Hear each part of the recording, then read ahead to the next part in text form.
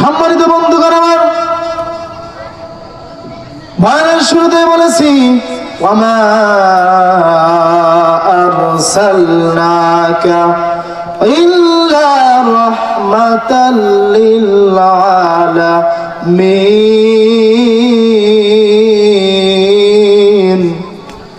আল্লাহ রাব্বুল আলামিন বলেন, আমি রব্বুল আলামিন আমার নবী বিশ্ব নবী রহমাতুল লিল আলামিনকে তামাম পৃথিবীর জন্য রহমত স্বরূপ দুনিয়ার জমিনে পাঠাইছি। আমাদের নবী যদি আমাদের জন্য রহমত হয়ে থাকে, তাহলে আমরা সেই নবীর উম্মত হইয়া আমরা কেন আল্লাহ রব্বুল আলামিনের জন্য দুনিয়ার জমিনে যত ভালো ভালো কাজগুলো আছে সেইগুলা করা থেকে বিরত থাকি? আল্লাহ রব্বুল আলামিনের নবীর মহব্বত যদি আমাদের অন্তরে না থাকে, তাহলে আমরা প্রকৃত ঈমানদার হইতে পারব না। কুল ইন কুনতুম তুহিব্বুনাল্লাহা ফাত্তাবিউনি ইউহিব্বুকুমুল্লাহ। কুল, হে নবী আপনি বলে দিন, ইন কুনতুম তুহিব্বুনাল্লাহ, যদি আমি আল্লাহ রব্বুল আলামিনকে কেউ পাইতে চায়, যদি আমার আল্লাহ রব্বুল আলামিনকে কেউ পাইতে চায়, সেই ব্যক্তিকে আমার নবীকে তার প্রাণের চাইতে বেশি মহব্বত করার দরকার আছে না নাই? অবশ্যই সেই নবীকে আমাদের প্রাণের চাইতে ভালোবাসতে হবে। আন-নবী আওলা বিল মুমিনিনা মিন আনফুসিহিম, আল্লাহর নবীকে মুমিন বান্দা বান্দিরা তার প্রাণের চাইতে বেশি বেশি মহব্বত করে, তার সকল কিছুর চাইতে আমার নবীকে বেশি মহব্বত করে ভালোবাসে। সেই নবীকে যারা মুমিন বান্দা বান্দি আমাদের নবী রহমাতুল লিল আলামিনকে তার প্রাণের চাইতে অধিক পরিমাণে ভালোবাসে। বন্ধুরা আমার খেয়াল করতে হবে, আমাদের মতো একজন সাধারণ মানুষ কালো বেলাল, তিনি নবীজির এমন মহব্বত করতেন, এমন ভালোবাসতেন। মাদারিজুন নবুওয়াত কিতাবের মধ্যে শাইখ আব্দুল হক মুহাদ্দিস দেহলভী রাহমাতুল্লাহ আলাইহি ফাতহে মক্কা চ্যাপ্টারের মধ্যে লিখতেছেন, মক্কা বিজয় হওয়ার পরে আল্লাহর নবী সাল্লাল্লাহু আলাইহি ওয়াসাল্লাম হযরত বেলালকে ডাক দিয়ে বললেন, বেলাল গো, ও বেলাল, আনতা তাআল, তুমি এদিকে আসো বেলাল। হযরত বেলাল আমার নবীর কাছে বলেন, ইয়া রাসূলুল্লাহ, ইয়া হাবিবাল্লাহ গো, ওগো মায়ের নবীজি, আমাকে কি ডাক দিলেন, কি বলবেন? ইয়া রাসূলুল্লাহ, ইয়া হাবিবাল্লাহ গো। আল্লাহর নবী বেলালকে ডাক দিয়ে বলেন, বেলাল, ও বেলাল গো, মক্কা বিজয় হয়ে গেছে। আগে মক্কার চত্বরে 2 রাকাত নামাজ আদায় করতে পারি নাই, এখন মক্কার চত্বরে নামাজ আদায় করতে গেলে কোনো কাফের মুশরিক আমাদেরকে বাধা দিতে পারে না। মক্কা বিজয় হয়ে গেছে। বেলাল গো, ও বেলাল, তুমি কি করো? কাবা শরীফের ছাদের উপরে উঠে আজান দিয়ে দাও, তামাম মক্কাবাসীকে জানাই দাও, আজ থেকে মক্কা বিজয় হয়ে গিয়েছে, আজ থেকে প্রতিদিন এই আজান দেওয়া হবে। হযরত বেলাল রাদিয়াল্লাহু তাআলা আনহু আল্লাহর নবীকে ডাক দিয়ে বলেন, ইয়া রাসূলুল্লাহ, ইয়া হাবিবাল্লাহ গো, ওগো মায়ের নবীজি রহমাতুল লিল আলামিন, আমি কাবার ছাদের উপরে উঠতে পারবো না, মক্কার ছাদের উপরে উঠতে পারবো না, কাবা শরীফের ছাদের উপরে উঠতে পারবো না, বেয়াদবি মাফ করবেন ইয়া রাসূলুল্লাহ, ইয়া হাবিবাল্লাহ। আল্লাহর নবী ডাকতে বললেন, বেলাল কেন কাবার ছাদের উপরে উঠে আজান দিতে পারবে না। হযরত বেলাল ডাক দিয়ে বলেন, ইয়া রাসূলুল্লাহ, ইয়া হাবিবাল্লাহ গো, আপনি নবী, তামাম পৃথিবীর রহমত, আপনি নবীজি থাকেন নিচে, আর আমি বেলাল কেমনে কাবার ছাদের উপরে উঠে আজান দিব? তাহলে হযরত বেলালের ভিতরে নবীজির মহব্বত কেমন ছিল? নবীজি কাবার ছাদের নিচে থাকবেন, আর হযরত বেলাল তিনি বলতেছেন আমি কেমনে কাবার ছাদের উপরে উঠে আজান দেব? এই কথা বলার পরে হযরত বেলাল ডাক দিয়ে কয়, ইয়া রাসূলুল্লাহ, ইয়া হাবিবাল্লাহ, আমি আসলে আমার দ্বারা সম্ভব হবে না, আমি কাবার ছাদের উপরে উঠতে পারবো না। আল্লাহর নবীজি ডাক দিয়ে বলেন, বেলাল গো, ও বেলাল, তুমি কাবার ছাদের উপরে উঠতে চাচ্ছ না বেয়াদবি হবে বলে, আমি যখন মেরাজের রজনীতে জান্নাত জাহান্নাম পরিদর্শন করতে গেলাম, যখন আমি জান্নাতের ভিতরে পরিদর্শন করার জন্য গেলাম, জান্নাতের ভিতরে তুমি বেলালের পায়ের আওয়াজ আমি নবী শুনতে পাইলাম। আমি নবীজি তুমি বেলালের পায়ের আওয়াজ জান্নাতের মধ্যে শুনতে পাইলাম। নবীজি হযরত বেলালের পায়ের আওয়াজ শুনতে পায় কোথায়? জান্নাতের ভিতরে। হযরত বেলালের পায়ের আওয়াজ শোনা যায় জান্নাতের ভিতরে। হযরত বেলালকে আল্লাহর নবী ডাকতে বললেন, বেলাল গো, ও বেলাল, তোমার পায়ের আওয়াজ শোনা গেল জান্নাতের ভিতরে, তুমি দুনিয়ার জমিনে কি আমার আমল করো?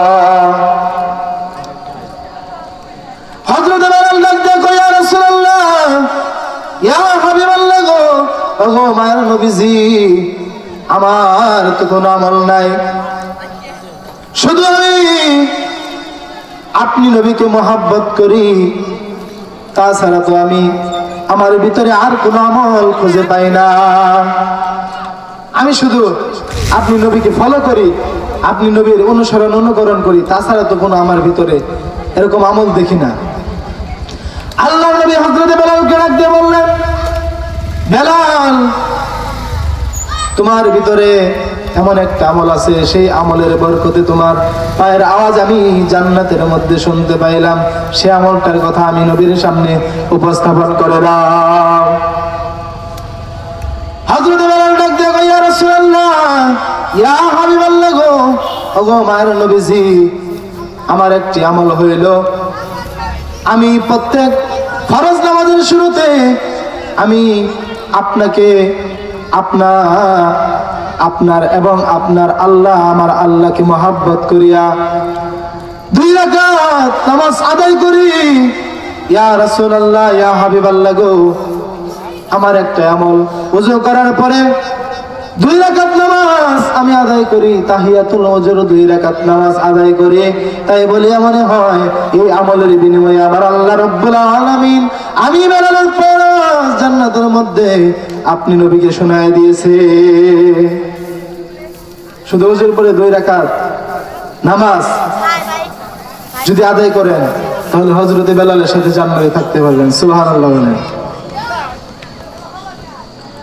বন্ধুরা আমার খেয়াল করতে হবে, হযরত বেলাল তিনি এমন একজন সাহাবী,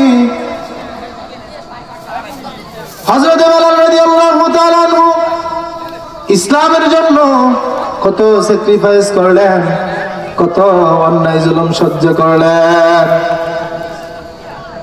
বন্ধুরা আমার খেয়াল করুন, উমাইয়া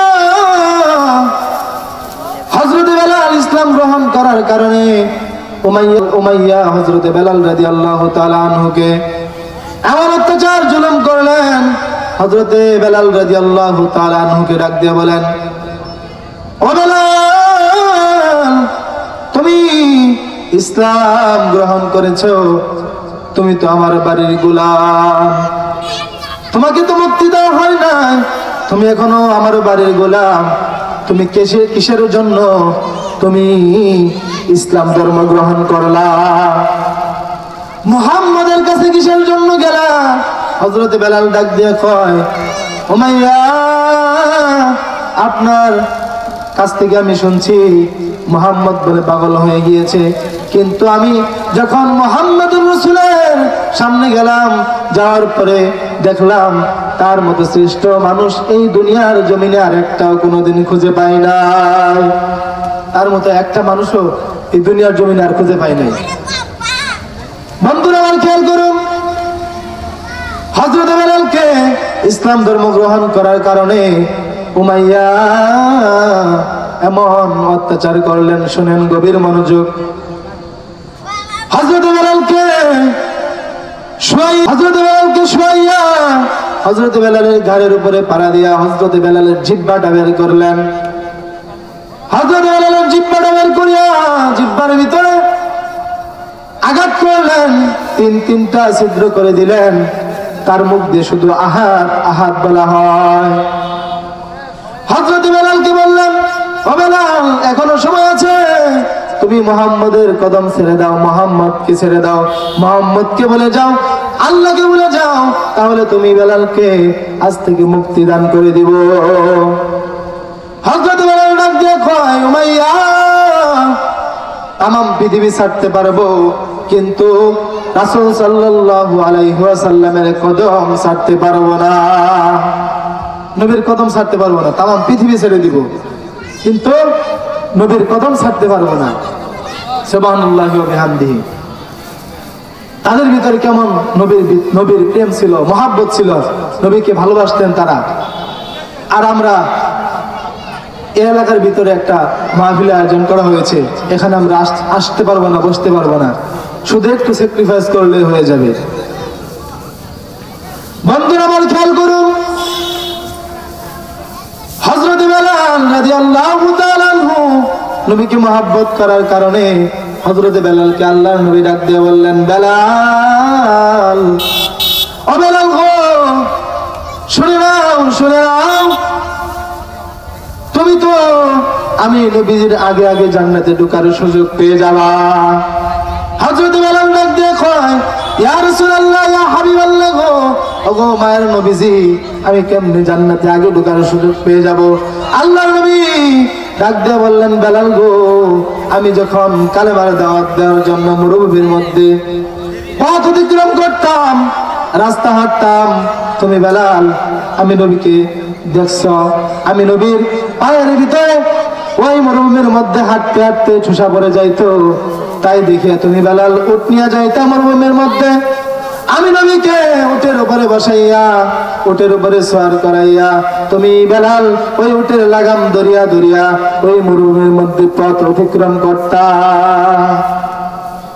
তার জন্য আল্লাহ রাব্বুল আলামিন আমাকে, তুমি এত মহব্বত করার কারণে আল্লাহ রাব্বুল আলামিন তোমাকে জান্নাতের ভিতরে আগে ঢোকার সুযোগ করে দিবে। হযরত বেলাল ডাক দিয়ে বললেন, কেমনে আমি জান্নাতের ভিতরে আগে ঢুকতে পারবো?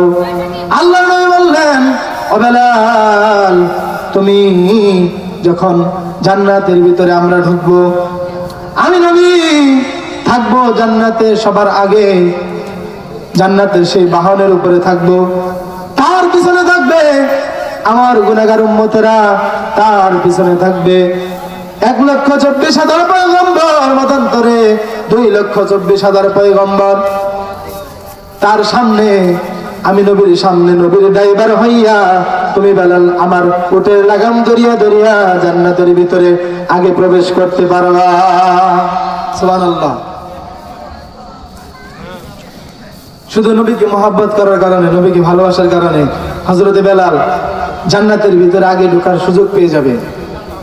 আমরা যদি নবীকে মহব্বত করি, তেমনি ভাবে আল্লাহর নবী সাল্লাল্লাহু আলাইহি ওয়াসাল্লাম জান্নাতের ভিতরে যখন ঢুকবেন, ওই উটের লাগাম হযরত বেলালের সাথে আমরাও ধরার সুযোগ পাইতে পারি কি পারি না? তেমনি ভাবে আমরা সেই উটের লাগাম ধরার সুযোগ পাইতে পারি। বন্ধুরা আমার খেয়াল করতে হবে, আরেকজন নবীকে মহব্বত করতেন। এখন বললাম ছেলে মানুষের কথা, হযরত বেলালের কথা। এখন বলবো হযরত খাদিজাতুল কুবরা রাদিয়াল্লাহু তাআলা আনহা, তিনি নবীকে কেমন মহব্বত করতেন। হযরত খাদিজাতুল কুবরা রাদিয়াল্লাহু তাআলা আনহা, নবীজির সুখের দুঃখের সাথী, নবীজির দুঃখের সাথী, সুখের সাথী, এবং তার স্ত্রী ছিলেন হযরতে খাদিজাতুল কুবরা রাদিয়াল্লাহু তাআলা আনহা। হযরতে খাদিজাতুল কুবরা রাদিয়াল্লাহু তাআলা আনহা আমার নবীকে মহব্বত করিয়া তার যত সম্পদ ছিল সব সম্পদ আল্লাহ রাব্বুল আলামিনের রাস্তায় দান করে দিলেন, আল্লাহ রাব্বুল আলামিনের রাস্তায় এবং নবীজির কদমে দান করে দিলেন, ইসলামের জন্য তিনি খরচ করে দিলেন। বন্ধুরা আমার খেয়াল করুন, গভীর মনোযোগ। হযরত খাদিজাতুল কুবরা রাদিয়াল্লাহু তাআলা আনহা একটি ঘটনা বলে দেই। বন্ধুরা আমার, সম্মানিত পর্দার আড়ালে আমার মা বোনেরা গো, আল্লাহর নবী যখন মক্কা থেকে মদিনায় হিজরত করলেন, হিজরত করতে করতে যখন হেরা গুহার ভিতরে, জাবালে নূরের ভিতরে যখন প্রবেশ করলেন, আল্লাহর নবীর জন্য হযরতে খাদিজাতুল কুবরা রাদিয়াল্লাহু তাআলা আনহা উটিয়ার পানি নিয়ে যখন ওই জাবালে নূরে হেরা গুহার উপরে যাইতেন, হযরতে খাদিজাতুল কুবরা রাদিয়াল্লাহু তাআলা আনহা তিনি হেরা গুহার চূড়ার ভিতরে, ওই পাহাড়ের ভিতরে যখন অগ্রসর হইলেন, অগ্রসর হইতে হইতে এখন যে এরকম হাজিরা যাইয়া সুযোগ পায়, সিঁড়ির মতো দেওয়া হয়েছে, তখন তো সিঁড়ি ছিল না, পাথর আর পাথর। হযরতে খাদিজাতুল কুবরা রাদিয়াল্লাহু তাআলা আনহা তিনি আস্তে আস্তে চূড়ার ভিতরে উঠতেছেন, পাহাড়ের ভিতরে ওঠেন। উঠতে উঠতে যখন নবীজির কাছে গেলেন, নবীজির কাছে যাওয়ার পরে হযরতে খাদিজাতুল কুবরাকে ডাক দিয়ে বললেন, আমার নবীজি সাল্লাল্লাহু আলাইহি ওয়াসাল্লাম ডাক দিয়ে বলেন, ও খাদিজাতুল কুবরা গো, তোমার পা দিয়ে কিসের জন্য রক্ত বের হয়? হযরতে খাদিজাতুল কুবরা চোখের পানি ছেড়ে দিয়ে বলেন, ইয়া রাসূলুল্লাহ, ইয়া হাবিবাল্লাহ গো, আমি যখন আপনার জন্য রুটি আর পানি নিয়ে আসতাম, আস্তে আস্তে আমি ওই পাথরের হাতে আঘাত হয়ে গেলাম, পাথরের সামনে উষ্টা খেয়ে পড়ে গেলাম। আমি খাদিজাতুল কুবরার পায়ের নিচে এমন একটা দাঁড়ালো পাথর পড়ে গেল, আমার পা কেটে গেল, তারপর থেকে আমার পা থেকে রক্ত বের হচ্ছে। এই কথা যখন বললেন, আল্লাহর নবী সাল্লাল্লাহু আলাইহি ওয়াসাল্লামের কাছে একটা চাদর ছিল, সেই চাদরটা বের করে দিলেন, বের করে দিয়ে বলেন, খাদিজাতুল কুবরা গো, তোমার পাটা পেঁচিয়ে দে, আসো এদিকে। হযরতে খাদিজাতুল কুবরা রাদিয়াল্লাহু তাআলা আনহা ডাক দিয়ে বলেন, ইয়া রাসূলুল্লাহ, ইয়া হাবিবাল্লাহ গো, ওগো মায়ের নবীজি, আপনার চাদর মুবারক আমি খাদিজাতুল কুবরার পায়ের সাথে যদি আপনি বেঁধে দেন, বেয়াদবি হয়ে যাবে ইয়া রাসূলুল্লাহ, এরকম বেয়াদবি মাফ করবেন, আমি আপনার চাদর মুবারক আমার পায়ের সাথে বেঁচে এরকম বেয়াদবি করতে পারবো না, এরকম বেয়াদবি করতে পারবো না। হযরতে খাদিজাকে ডাকতে বললেন, আমার নবীজি, ও খাদিজা গো, তুমি ইসলামের জন্য এরকম অত্যাচারিত হয়েছ, এরকম ইসলামের জন্য এরকম তুমি দান করে দিয়েছ, কাফের বেঈমানদের হুমকির শিকার হয়েছ, তারপরে তুমি এই ইসলাম থেকে এক চুল পরিমাণ সরে যাও নাই, তার জন্য তুমি কি চাও? হযরতে খাদিজাতুল কুবরাকে এই কথা বললেন আমার নবীজি, ও খাদিজাতুল কুবরা, তুমি কি চাও? হযরতে খাদিজাতুল কুবরা রাদিয়াল্লাহু তাআলা আনহা বলেন, আমি কিছুই চাই না, আমি শুধু নবী মুহাম্মদুর রাসূলের কদম ধরে থাকতে চাই, নবীজির পাশেই থাকতে চাই, আর কিছুই চাই না।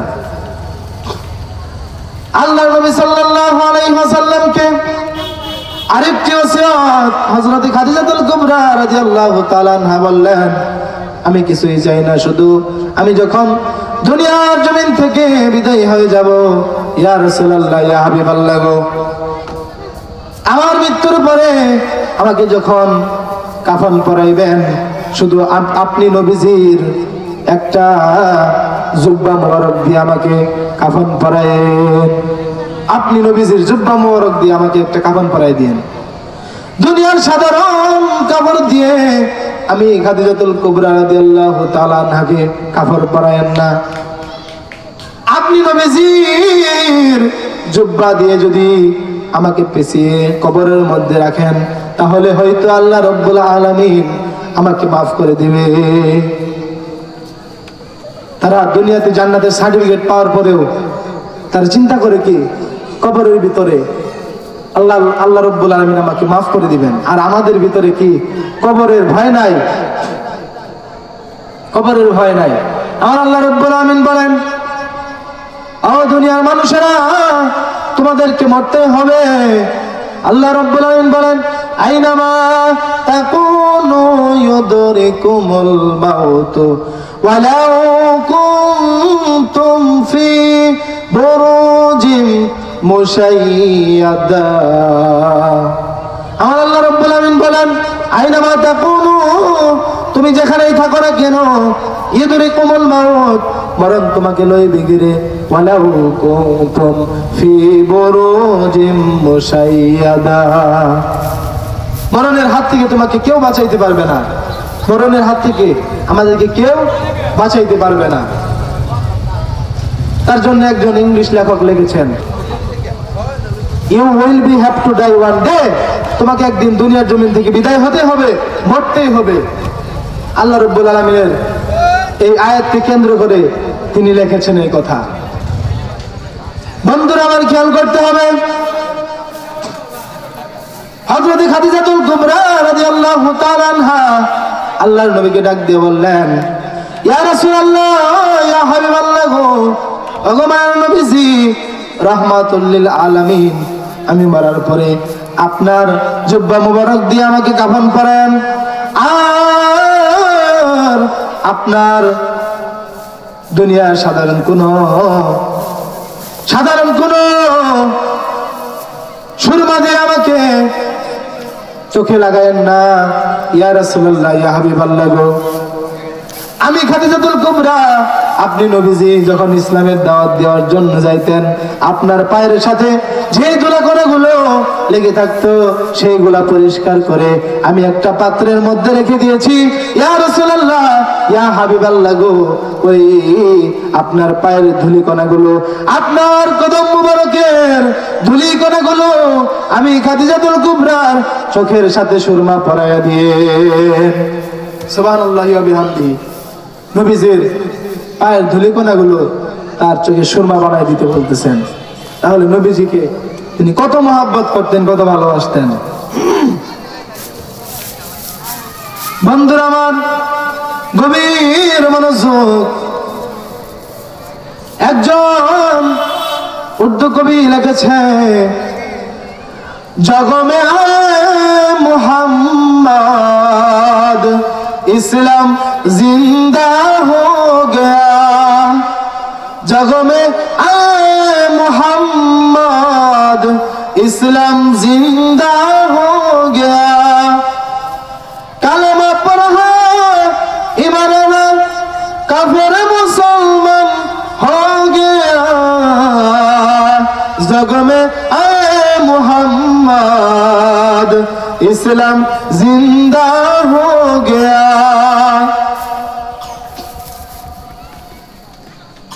রাসূল সাল্লাল্লাহু আলাইহি সাল্লামের রক্তের বিনিময়ে ইসলামের পতাকা আমাদের জমিনে উঠবে। রাসূল সাল্লাল্লাহু আলাইহি সাল্লামের সেই তায়েফের ময়দানের ঘটনাকে কেন্দ্র করে এই গজল লেখা হয়েছে যে রাসূলের রক্ত মুবারক সেই তায়েফের জমিনে পড়েছিল, সেই রক্তের কারণে আমরা আজ ইসলামকে উড্ডীন করে পতাকা উঠছে, ইসলামকে আমরা পেয়েছি সুন্দরভাবে। বন্ধুরা আমার খেয়াল করুন, গভীর মনোযোগ, আরেকজন লেখক একটি গজল লিখেছে আল্লাহর নবী সাল্লাল্লাহু আলাইহি ওয়াসাল্লামকে মহব্বত করিয়া। সেই গজলটি হলো, প্রাণের অধিক বেশি যার দাম, রহমাতাল লিল আলামিন। প্রাণের অধিক বেশি যার দাম, রহমাতাল লিল আলামিন। জানো কি তোমরা তাহার নাম, রহমাতাল লিল আলামিন। অসহায় পাশে যে জন গোপনে করেন সওয়ার, অসহায়ের পাশে যে জন গোপনে করেন সওয়ার। দরদ পড়ে সুবহি ও শাম, রহমাতাল লিল আলামিন।